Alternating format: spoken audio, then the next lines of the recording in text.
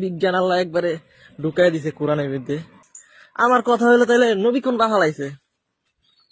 তখন নবী সাহাবিদের নিয়ে খাজুর গাছ লইয়া, তারপর গরু লইয়া, মাছ লইয়া, বাল লইয়া, সোনা লইয়া, ঢিলা কুলুপ লইয়া, এই মোজা লইয়া, জোতা লইয়া, গু লইয়া, হাজার হাজার হাদিস, হাজার হাজার নবী এই বাল সাল নিয়ে আলোচনা না করে উনি একটা ভালো একটা কিছু নিয়ে খুব বিস্তারিত আলোচনা করতো। তেমন গাদার বাচ্চা গাদায় সব মানব সভ্যতার একবারে ডুবাইয়া রাখছে এই নবী মুহাম্মদ। মানে আসলে হচ্ছে নবী মুহাম্মদ হচ্ছে এই শয়তানের এজেন্ট। নবী মুহাম্মদ আল্লাহর আল্লাহর এজেন্ট হইয়া সবসময় মানব সভ্যতার ক্ষতি করে আসছে। এই মানব সভ্যতার বাধার প্রধান কারণ হচ্ছে নবী মুহাম্মদ আর হচ্ছে গিয়া এই ইসলাম।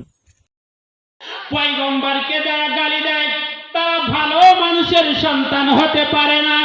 আমার পয়গম্বরকে একজন গালি দিয়েছিল, আল্লাহর পয়গম্বর তাকে যার সন্তান বলেছিলেন।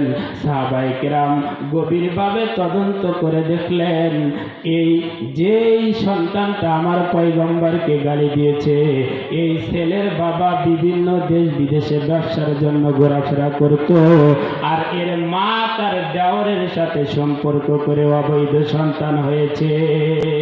এই জন্য যারা নবী রাসূলদেরকে গালি দেয় তারা ভালো সন্তান হতে পারে না।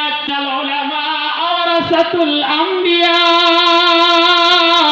উলামায়ে কেরাম হলো পয়গম্বর আলাইহিস সালামদের ওয়ারিস। এই জন্যে বর্তমান জামানায় কেউ যদি উলামায়ে কেরামদেরকে গালি দেয় তাহলে বোঝা যাবে নবী রাসূলদের গালি দিলে তাদের যে রকম জন্মের সমস্যা আছে, আলেম উলামায়ে কেরামদেরকে যারা গালি দেয় তাদেরও জন্মের সমস্যা আছে। এই জন্য আল্লাহর পয়গম্বর বলেন, আলেম হতে পারো নাই, তালেবুল ইলম হতে পারো নাই, তোমরা মুঈনান তাদেরকে সাহায্য সহযোগিতা করো। সাহায্য সহযোগিতাও যদি তোমরা করতে না পারো তাহলে তোমরা উলামায়ে কেরামকে মুহাব্বত করো। উলামায়ে কেরামদেরকে মুহাব্বত যদি তোমরা করতে না পারো ফাতুহলিক, তাহলে তোমরা ধ্বংস হয়ে যাইবা। এই জন্য আলেম উলামায়ে কেরামকে মুহাব্বত করবো তো ইনশাআল্লাহ।